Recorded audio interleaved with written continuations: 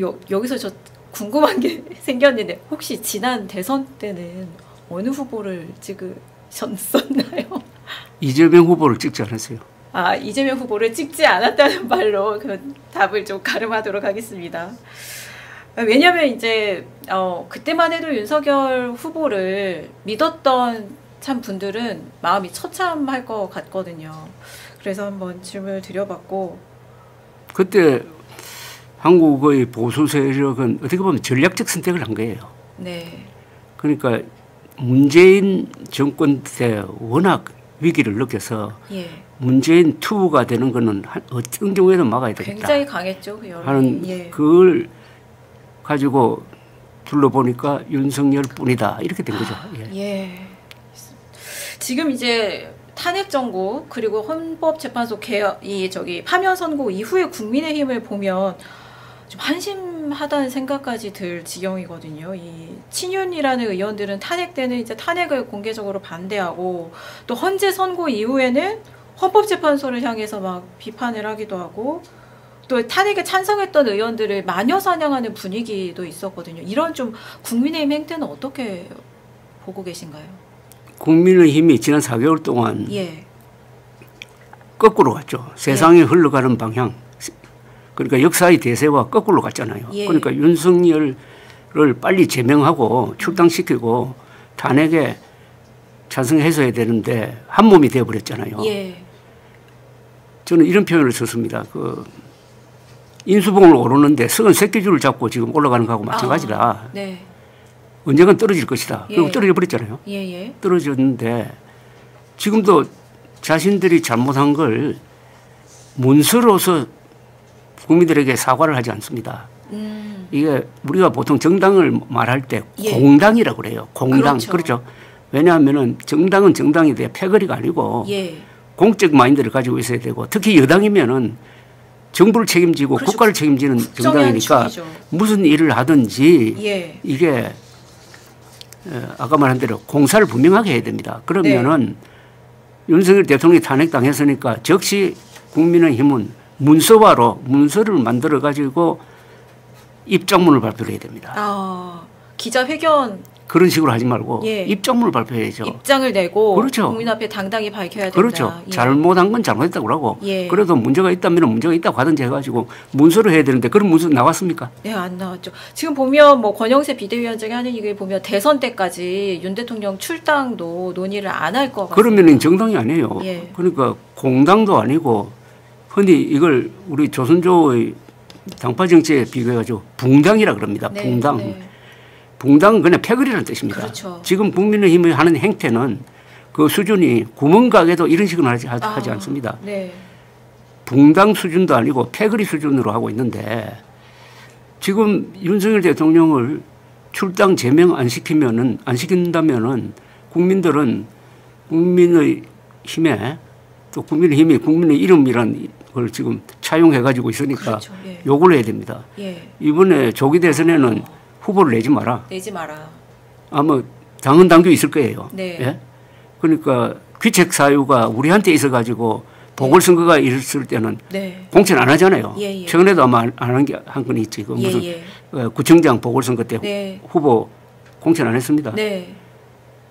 그리고 2021년 봄에 서울시장, 부산시장 보궐선거가 그 민주당 시장들이 잘못해가지고 있었잖아요. 그때 민주당이 당헌 당규 뭐 고쳐가지고 무리하게 공천했다가 크게 지는 바람에 그 길로 바로 정권 교체로 갔거든요. 그런 예도 있으니까 공천 안 하는 게 원칙으로는 맞아요. 그렇지 않습니까? 그렇죠. 공천 안 하는 게. 게다가 이번에도 두 번째고요. 그럼 공천 안 해야 된다는 운동도 일어나야 돼요. 근데 지금 국민의힘 내에서는 뭐 그런 얘기는커녕 국민의힘 안에서는 뭐 오히려 기회다 해가지고 10명 이상이 지금 후보가 나오는데 그건 국민의힘이고 국민 입장에서는 그리고 보수 입장에서는 특히 보수의 가치를 지키는 이 보수 지식인 언론인 입장에서는 이번에는 후보를 낼 자격이 없다. 당신들이 가지고 있는 당헌 당규 한번 살펴보라. 예, 이런 주장을 해야 되는 거 아닙니까? 그 내더라도 석고대지하고 왜 내야 하는지를 국민 앞에 얘기를 하고 설득하고 설명을 해줘. 더구나 그 출발점인 윤석열 대통령과의 관계도 정리하지 못하고. 그렇죠. 절연에서 시작을 해야 되는 거죠. 그러면 선거를 포기하면은 나라가 망하느냐? 아니 대안이 있잖아요. 대안이 개혁신당에 이준석 후보가 한 사람 있잖아요.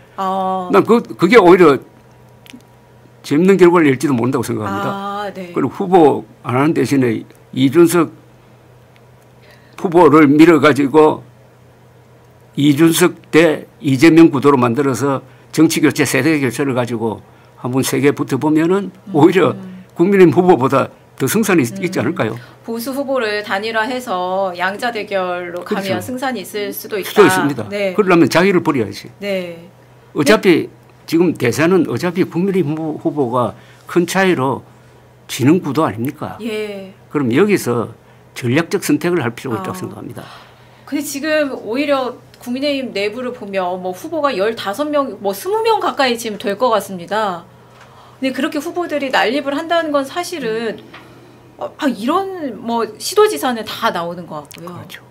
그래서 이정현 원외에 있던 그렇죠. 이정현 전 의원도 나온다는 얘기가 있고 그리고 특히 그 중에서는 탄핵에 적극적으로 반대해서 거리에 나가서 거리에 이제 그렇죠. 극우에 그 기댔던 김나윤이라고 요즘에 많이 부르는데 김기현, 나경원, 윤상현, 이철우 경북지사도 포함이 되어 있고요.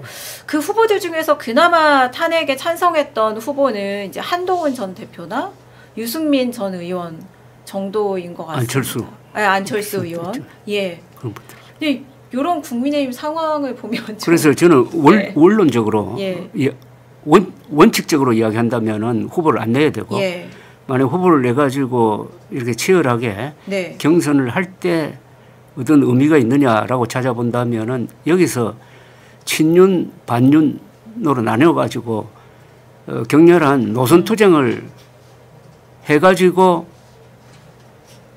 반윤 쪽에 섰던 즉 반윤이란 말이 조금 그렇습니다만 하여튼 보수적 가치, 헌법적 가치를 지키려고 노력했던 사람 중에서 한 사람이 후보로 확정이 되면은 이재명 후보와 대결할 때 명분을 갖게 될 거라고 생각합니다. 그러니까 이 명분이겠죠. 윤석열 대통령도 문제였다. 동시에 이재명 대표도 문제다. 그러니까 반윤 반이를 주장할 수가 있다 이겁니다. 반윤 반이를 주장할 수 있다는 거죠. 그러면은 큰 선거는 명분이거든요. 좀 토론을 하더라도 뭔가 좀 밀리지 않게 되리라고 생각을 합니다. 물론 이준석 후보는 그보다 훨씬 더 먼저 반윤 반이 노선을 걸었으니까 반윤 반이 노선이 아니면은 민주당과 싸움에서 이론적으로 밀릴 것, 논리적으로 밀릴 거라고 생각해요. 지금 근데 국민의힘 내부 분위기를 보면 이재명 이제 대표를 굉장히 두려워한다고 하는 거예요. 패배주의나 열패감이 사실 저변에는 굉장히 짙게 깔려 있어서 이 상태로 도대체 대선을 치를 수 있겠냐. 그래서 그렇게 사실은 뭐 이제 군소 후보들이 난립을 하는 것도 그래서 그런 거고 이런 얘기도 나오고 있더라고요. 그게 자가당착인데 국민의힘이 이재명 대표에 대해서 하고 있는 말을 다 모아보면은 이재명 대표는 절대로 대통령이 되어서는 안 될 사람이다. 이거 아닙니까? 아니 절대로 대통령이 되어서는 안 될 사람이란 말은 뒤집어 보면은 우리가 상대하기에 가장 만만한 사람이란 뜻 아닙니까? 그러면은 국민들에게 설득해가지고 그보다 더 좋은 후보를 우리가 내겠습니다. 이렇게 해야 되는 것 아닙니까? 가장 약한 후보라는 이야기 아닙니까? 가장 약한 후보. 그렇게 왜 또 공격할 거리도 많고 왜 또 행동하는 걸 보면은 이재명 대표가 대통령이 되면은 나라가 망한다느니 뭐 그러기 위해서는 우리가 뭉쳐야 된다는지 또 이렇게 서로 모순되는 이야기하고 있지 않습니까? 그동안에 시간이 있었는데 왜 이재명 대표보다 훨씬 더 좋은 사람을 대표 선수로 키우지 못했느냐. 그건 국민의힘에 대한 질문일 뿐만 아니라 이 전체 보수층에 대한 질문이기도 합니다만. 네.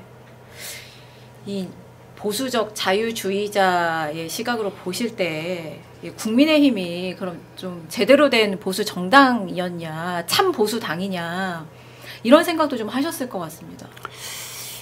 우리 보수 세력이 전체적으로 보면요, 지난 1948년 8월 15일 대한민국 정부 수립 이후에 이 문명 건설에 성공을 했습니다. 네. 문명 건설이라는 것은 좋은 제도를 많이 만드는 거예요. 근데 의료보험 제도라든지 네. 군대란 예. 제도라든지 뭐 인프라라든지 예. 종합공업이라든지 이런 게 다 제도거든요. 네. 제도를 만들어낸 사람들이 보수 세력입니다. 그래서 또 욕을 먹어가면서 북한 공산주의자와 싸우고 또 남한의 종북 좌파 세력과 싸워가면서 그래도 민주주의를 포기하지 않고 이런 문명 건설을 한 위대한 세대입니다. 네. 위대한 네. 세력입니다. 예, 예. 어떻게 보면 문명 건설의 챔피언이에요. 그 과정에서 보수 쪽에서 나온 인물이 이승만, 박정희, 뭐 정주영, 이병철 이런 분들 아닙니까? 이런 분들이 다 보수라니까요. 보수. 그러니까 보수를 넓게 보면은 문명 건설 세력인데 네. 그 굉장한 세력을 지금 국민의힘이 대표하고 있느냐는 겁니다. 네, 네. 대표성이 없어요. 네. 대표성이 없지 않습니까? 네, 네. 이 베이스는 이렇게 큰데 네.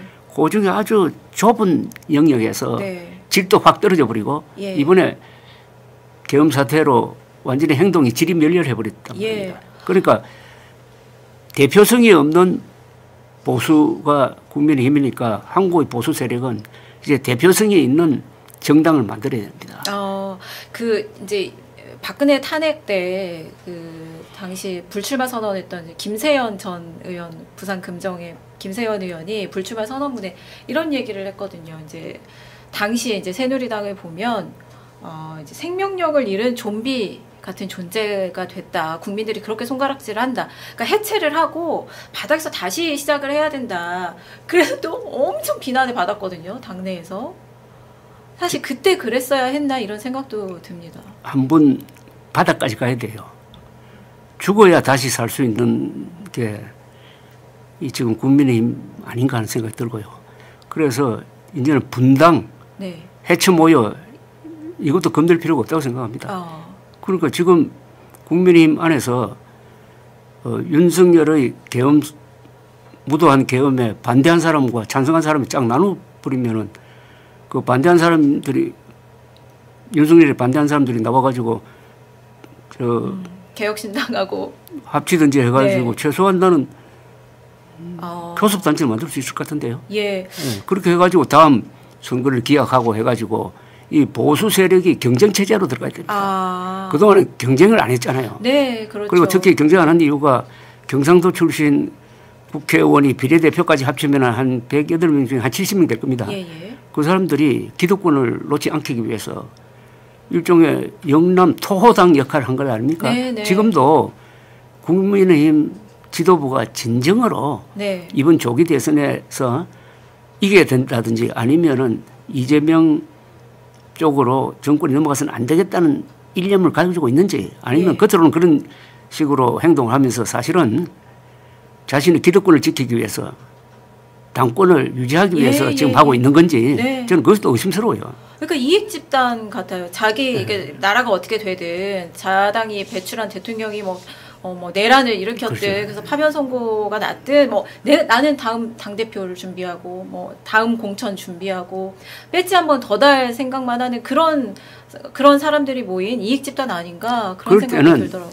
그럴 때는 배를 버려야 됩니다. 지금 네. 국민의힘이란 배 펑크가 나가지고 물이 예. 좀 새 들어오고 있잖아요. 예. 그리고 선장은 이미 나가버렸잖아요. 그럼 네. 남아있는 사람들이 그 배를 지키기 위해서 지금 뭐 제대로 일을 하지 못하잖아요. 예, 그럼 예. 배를 버리고 어디 저 구명정을 타든지 예. 그 구명정 이야기가 나오니까 2023년에 네. 이준석 당신은 전 대표가 했던 말인 것 같은데 보수의 구명정이 되겠다고 한 적이 있어요. 예. 그리고 지금 구명정이 하나 있긴 있어. 네. 이준석 대표를 아주 좀 긍정적으로 보고 계시는 것 같습니다. 저는 뭐 별로 뭐 좋은 인상을 가지지는 않았는데 나중에 만나보고 이야기해보고 그 사람이 쓴 책을 읽어보고 하면서 느낀 게 우리나라 정치인 중에서 말과 글이 네. 되는 몇 사람 중에 한 분이구나. 그러고 미래를 이야기하잖아요. 예, 예. 그리고 우리 보수가 기존 보수가 갖지 못한 그 공정한 경쟁을 예. 통한 자유와 자율이라는 이런 이야기를 하고 또 영어가 되잖아요. 아, 네. 아니, 나는 이런 상상도 해봅니다. 예. 이번에 가을에 경주 에이펙 정상회담 있잖아요. 예, 예. 그때 한국을 대표하는 대통령이 이제 통역 없이 좀 정상들과 이야기할 수 있는 네. 그런 모습을 한번 보고 싶어요. 네, 뭐 이준석 대표는 미국에서 대학을 다녔으니까. 그리고 IT 전문가잖아요. 예, 뭐 IT도 전문가고 뭐 비트코인 재테크에도 능력이 있는 것 같습니다. 그런데 우리 보수가 잘못한 것 중에 이준석이란 굴러 들어온 복덩어리가 있었거든. 그래가지고 대선도 이기고 지방선거도 이겼잖아요. 네. 그러면 그 복덩어리를 아끼면서 잘 키울 생각을 하지 않고 사가지 없다면서 윤석열 대통령과 손을 잡고 예. 거기에 또 부정선거 음모론자들이 끼어가지고 네. 이준석 대표를 2022년 여름에 몰아내면서 오늘 몰락이 시작된 거 아닙니까? 그때 기억나시죠? 지지율이 당 지지율이 예. 지방선거에서 압승하고 나서 한 50%까지 회복이 됐다가 예. 이준석 대표 몰아내면서 거의 20% 초반대로 떨어졌습니다. 그게 지금까지 회복이 안 됐잖아요. 예, 그렇죠. 그런데 지금 뭐 30%대 정도 나오는 거예요. 이준석 대표를 높게 평가하는 것은 2020년 4월 미래통합당이 그때 총선에서 크게 졌잖아요. 예. 이준석 후보도 떨어졌다고 노원에서. 네. 그때 부정선거 음모론이 퍼졌거든요. 예, 예. 그 부정선거 음모론을 가장 강력하게 비판한 사람이 이준석 예. 후보였습니다. 예, 당시 예. 후보. 국민의힘의 전신 미래통합당에서. 예. 다른 사람들은 사실이 아닌 줄 알면서도 네. 그냥 거세게 또 자기 지지층이니까 하면서 입을 닫고 있다가 네. 결국 부정선거 음모론을 그 사람들이 키운 거예요. 그 키웠다가 작년 4월 총선으로 예. 또 거의 끝났어요. 예. 수금표 단계를 하나 더 했더니 2,800만 표를 금표를 했더니 한 표도 틀린 게 없었어요.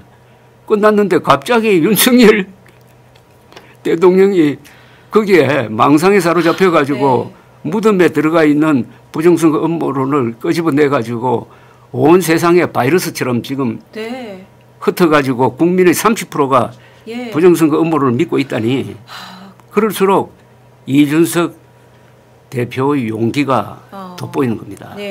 그러면은 이준석 대표를 키워야 되는데 사가지가 없다면서 그렇게 내보냈다가 또 지난 총선에 그래도 세 표라는 파란을 일으켰죠. 구명정을 만든 거예요. 예, 또 그러네요.